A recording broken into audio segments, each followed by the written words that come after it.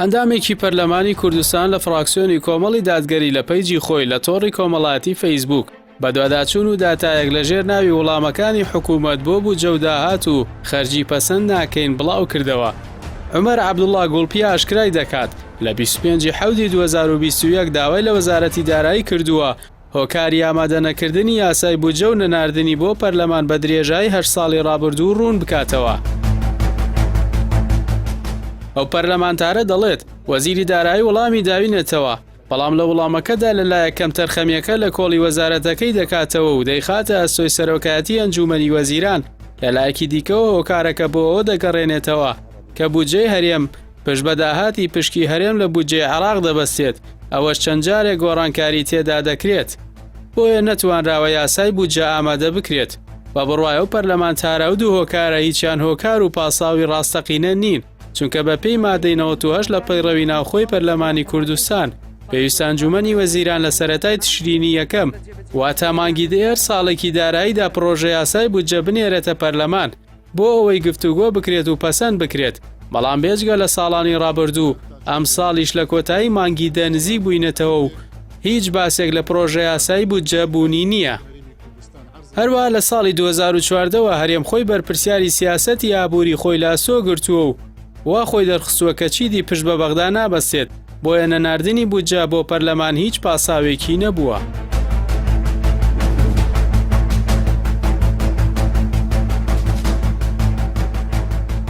بەپێی بە دواداچوونەکان حکوومەتی هەرێم داهاتی خۆی هەیە کە تەنیا خۆی بەرپرسیارەتی و بەغدا هیچ ئاگاداری داهات و خەرجیەکان نییە.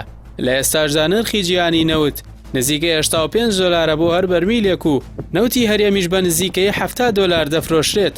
بەم جۆرە داهاتی نەوت نزیکەی 600 میلیارد دیناری مانگانەیە باش لێ دەرکردنی خەرجیەکان.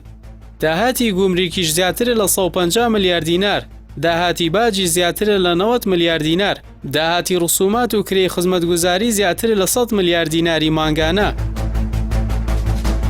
لە بەغداشەوە مانگانە 200 میلیارد دینار دەگاتە هەرێم، واتە هەرێمی کوردستان مانگانە داهاتی زیاترە لە 1 تریلیۆن و 240 میلیارد دیناری مانگانە کە 290 میلیارد دیناری زیاترە لە خەرجیەکانی مانگانە بۆ هەموو بوارەکان کە 950 میلیارد دینارن بە موچەی تەواویشەوە. ئیتر بۆ ناکرێت ئەم داهات و خەرجیانە لە چوارچێوەی یاسای بودجە ڕێک بخرێت. چی ڕێگرا؟ کێ ڕێگرا؟ ئەنجومەنی وەزیران پارەی کوردستان چی لێ دەکات؟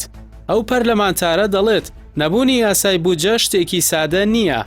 نەبوونی یاساکە واتە حکوومەت لە دەرەوەی یاسا هەڵسوکەوت لەگەڵ داهات و خەرجیەکان دەکات، واتە حکوومەت هیچ پلان و بەرنامەیەکی دارایی نییە، واتە حکوومەت هیچ بەرنامە و پلانێکی بۆ تەرخانکردنی بودجە بۆ شارەکان نییە.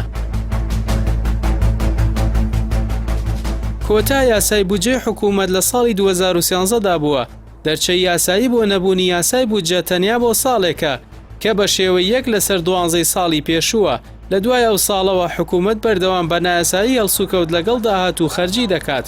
بە بڕوایان پەرلەمانتارەی فراکسیۆنی کۆمەڵی دادگەری بەهۆی هەموو ئەم مامەڵە نایاسایانەی ئەنجومەنی وەزیران لەگەڵ داهات و خەرجی ڕۆژ بە ڕۆژ کێشە ئابووریەکان گەورەتر و قوڵتر دەبنەوە، گەرچی ڕۆژ بە ڕۆژ داهاتەکانیش زیاتر دەبن.